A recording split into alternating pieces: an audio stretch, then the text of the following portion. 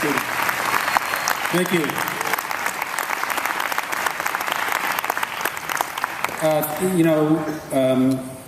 I would like the films, as you know, are a deeply collaborative art. So I'd like to ask all the folks who are involved in the making of this to come up also. I want to say a particular thanks to CNN Films, who have been just magnificent throughout this entire process. It's taken a long time. They've been very patient and very supportive. Jay Mantelis, Vinny Malhotra, and Courtney Sexton, and Jeff Zucker, and everybody at CNN Films have been great. This is quite a team here. Yeah. There's Viva Van Loop, the producer. Mike Palmer, co-producer and editor. Stacey Hoffman, executive producer. Nick Gibney, animation.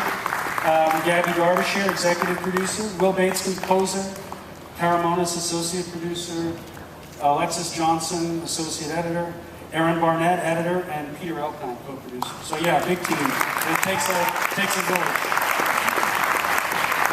Well, thank you. This is an extraordinary film.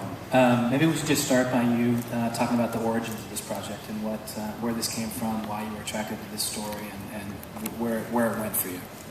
I mean, I think the origin of it is in the film, in the sense that I was struck by this idea of the enormous public grief. It's perfectly understandable for those who knew jobs closely, but the enormous public grief over jobs, and it just set me reflecting on that, like why so much for this particular person. And I think it's because, and the film was a way of trying to understand that issue. He was very much a counterculture figure, just a hair younger than I was. And so I was interested in kind of tracing that. And the structure of the film, in a way, was, in my own ham-fisted way, a kind of structure not unlike sort of Citizen Kane, where there have been a lot of Citizen movies lately, but anyway, Citizen Jobs dies, and you go back and you find people, like in that movie, and you just find people who illuminate a point of the story. I didn't really want to do a cradle-to-grave biography, because I felt there was so much to talk about. It would have been a stone-skipping exercise. So there's a lot that is skipped over, but I felt that by focusing on a few key people and a few key moments that might illuminate some stuff about Steve and Apple that hadn't really been talked about. I have some experience doing stories about Apple and Steve Jobs, and I would describe that if you're not doing the story that they want, that relationship to me was adversarial, even threatening. Borderline threatening. What was their response to this film? I assume they didn't cooperate directly with you. How did you guess that? I will try to quote directly what they said when Viva approached them originally. They said, "We don't have the resources to be able to help you in this project." So that is a message for everybody. I know Apple is the most valuable company in the world, but if you have any extra money, I would send it their way so they have the resources to help people with actual reporting. Yes. Yeah, with actual. Talk a little bit about the Lisa story. That does seem. I think Michael Moritz says in the film it's one of the most telling aspects of his life, or at least in his view. What do we learn from that? What did you learn from it? Well, throughout the film, you can see these enormous issues that Steve has with paternity, both taking, and I think the idea that he was an orphan, and I think it was Daniel Kotke who says he both felt rejected and felt special all at the same time, and I think that, and in that Lisa story, it was so cruel and so odd that he would sort of deny paternity and yet at the same time turn it into one of his products. So those contradictions, and also that kind of deep affection for how he put himself into his work and his machines, and yet his kind of staggering lack of empathy for other human beings seemed very telling. And also, I think, as Mike Moritz says, the idea, as with many driven and powerful people, the idea that he could do something like that and get away with it, which flashes forward to some of the later stuff. his story falls into these really distinct chapters. There's this kind of rise in the early Apple with the Apple II, this kind of period of time in which he's kicked out of Apple, which people call the kind of wandering in the wilderness period, and then this, of course, this kind of triumphant rise again. Is there a part of that that you felt most kind of moved by or interested in? Well, I think he did learn some things along the way. You know, he's an interesting character because I think one of the reasons he was so successful and one of the reasons we remember him is that he was a great storyteller. And he told this great story about technology. But the other thing that Steve Jobs knew was that to be great, you have to surround yourself by a great team. And you know, it sort of reminded me, last year I did a film about James Brown. And it struck me that there's a lot about Steve Jobs that's a lot like James Brown. We all remember James Brown, but nobody remembers the people in the band. Well, those guys were awesome musicians, and Brown knew that he had to surround himself with them. Brown also was not, you know, was a tough, some would say deeply unsympathetic character off the stage, but he was the front man that everybody remembered and everybody responded to. But the only way it worked was to surround himself by extraordinary people. And that's one of the things about Apple that I think people forget. You know, everybody focuses on Jobs as if he kind of single-handedly built this company twice. It was, I think, by surrounding himself with extraordinarily talented people and pushing them hard that he made it work. I can't see the early part of your film, that blue box period, without thinking about this sort of crackdown we've had on programmers and hackers kind of recently. Maybe that's just my take on it, but the kinds of things where you know, I've talked to lots of people who have said, you know, we were phone freaking back then. We were doing these kind of tones and doing this stuff, and they look at that as this kind of, they cherish that part as a kind of source of creativity. And I think you even say in the film there wouldn't be an Apple without that kind of pirate mentality. That seems gone to me. I mean, that seems like that's no longer celebrated. That's clearly wiretap fraud, things like that. Do you want to what's your perspective? Well, it may not be celebrated by the government. I think it's celebrated by a lot of other people. I mean, I think that kind of you know, I think both in the Snowden episode and elsewhere, you know, I don't think there are a lot of. I think Edward Snowden has a lot of supporters, but I think, you know, the flip side of it too is that renegade mentality, the pirate mentality, is an interesting thing when you're trying to upend things. It's a little bit different, the pirate mentality, when you're on top of the most powerful or the most valuable corporation in the world. So I think that's an element which is something I was thinking a lot about in this one. One of the things I think your film does so well is it goes over some of these the sort of the less savory aspects of what we've seen, you know, this major company go through.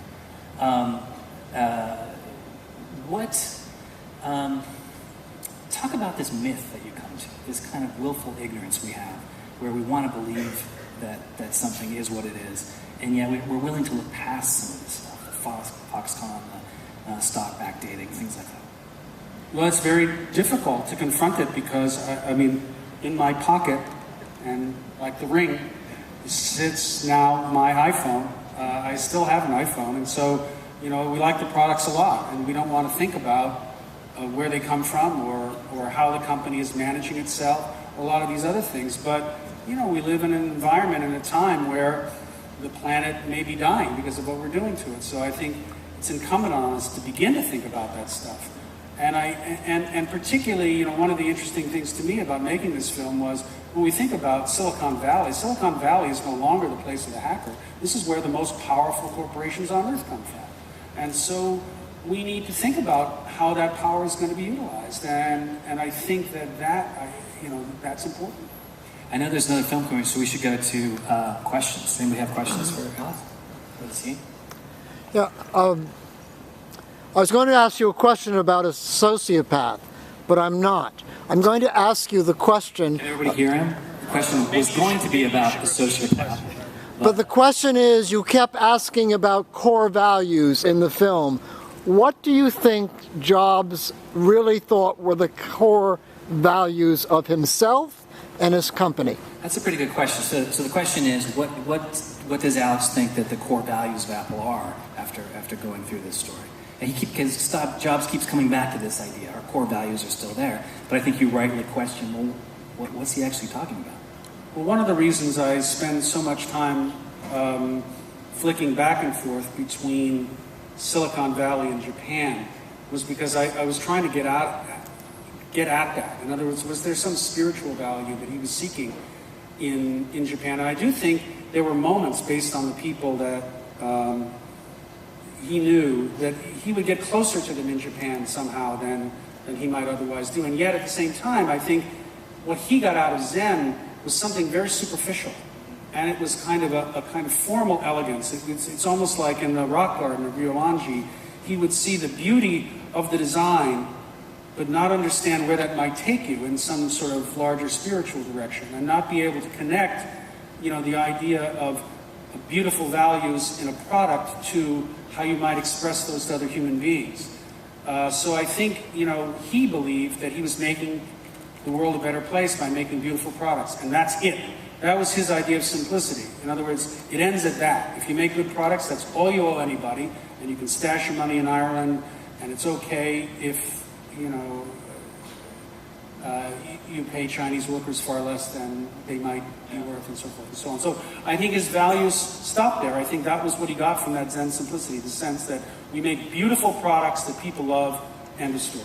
There's something telling about that anecdote, I think she says, where enlightenment with ego, right, without sort of losing ego. There's something kind of seemed right on about that. Well, she says that staggering thing, which I had to ask, is it possible to say that Steve Jobs blew it? I mean, everybody recognizes him as the greatest entrepreneur of the 21st century.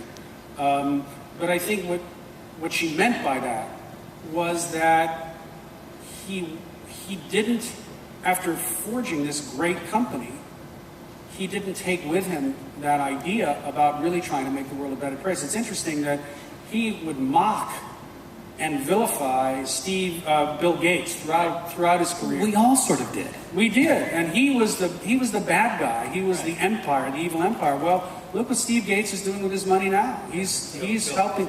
I'm sorry, Bill Gates. World-changing things. Yeah, he's curing disease. He is changing things. So the guy that Steve mocked is the guy who's really living those world transformative values. Yeah. Okay. Yes, Alex, I'd just like to say that another great film to your great litany of documentaries that you've done. I saw your movie on Scientology a few nights ago, and I can't help but see a lot of parallels between this movie and Scientology. And so, can you kind of speak to that? And Nobody can hear that, right? Alex's previous film is about Scientology, so he's asking about the comparison between Scientology and Steve Jobs. So what does this say not only about the individuals like L. Ron Hubbard and Steve Jobs, as big of individuals as they are, but what does it say about the human condition and that we buy into this kind of concept? Okay, so how do you compare L. Ron Hubbard and Steve Jobs, and what's it say about us that we buy into these people? Or David Massey. Well, I'm not sure I would take the comparison too far. I think that one thing I would say is that Steve Jobs and L. Ron Hubbard were both great storytellers. L. Ron Hubbard started off as a science fiction writer. But to one of your points, the idea about what about us, I do think that we like to have certainty in our lives. Modern life in particular, is very confusing. And there are a lot of centrifugal forces. And I think it's comforting to have a simple story and to have simple products that are easy to use. And I think that is something that Steve Jobs was effective at selling to us. Yeah. Anybody else? I'm getting some kind of cut it off soon motion. So, all right, by the microphone. Yeah. Actually, go ahead and stand up to the microphones if you. Maybe that's. I saw this and thought it would be a great idea. Earlier in the week, Tim Cook came out with a story that he had the same. It was a tissue match for Steve Jobs' liver, and offered before he got the liver transplant from the other guy, from the 20-year-old, that he would, but Steve refused to give him, to take part of his. I didn't hear that. So Tim Cook offered Steve Jobs his liver. Part of his liver. Part of his liver. I think if he offered him all of his liver, that would have been that would have been problematic. I actually didn't hear that. Do you have any idea why he might have done Why Tim Cook would have done it?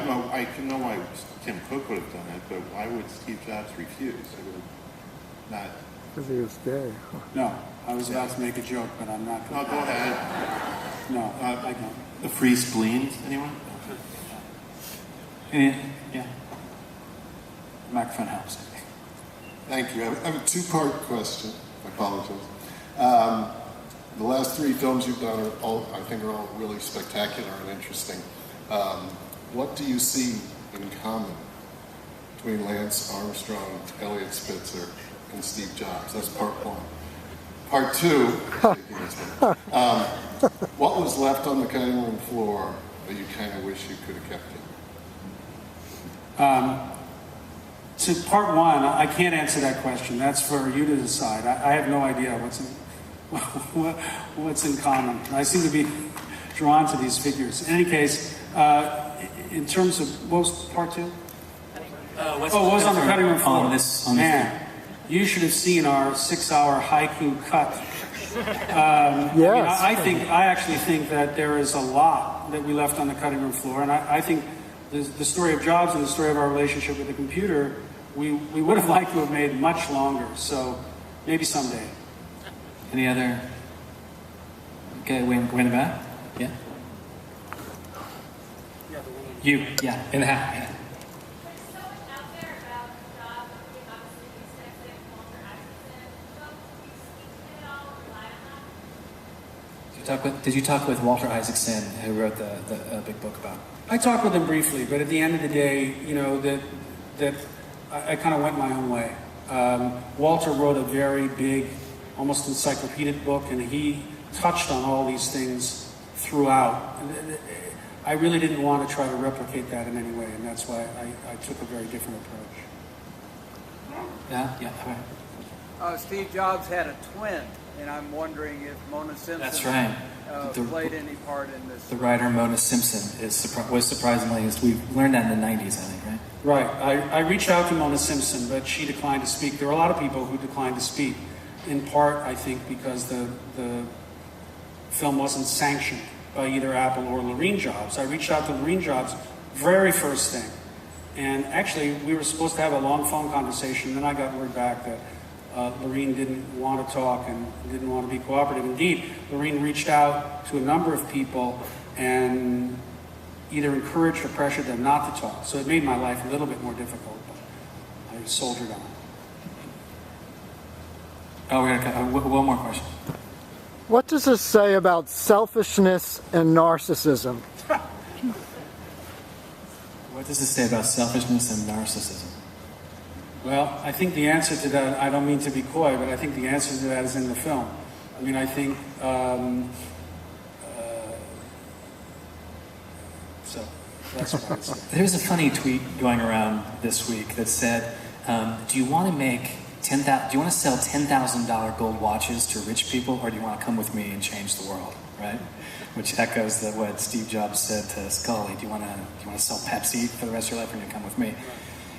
Where do you think, clearly Apple's is not what it was now under Jobs. Do you have any thoughts about the future of Apple? Look, I think that Tim Cook has made some changes. Ma Jun, the Chinese activist, for example, says that he's done a better job in China than before. But you could see, their money hoarding in Ireland and the weird financial games that they're playing. I would hope that they do a better job. The Think Different campaign, even as I watched it now, I mean, to see those people on the posters, Cesar Chavez, Martin Luther King, Gandhi, I would say those aren't exactly the values of Apple. Well, thank you very much. Thank you, Alex, for a great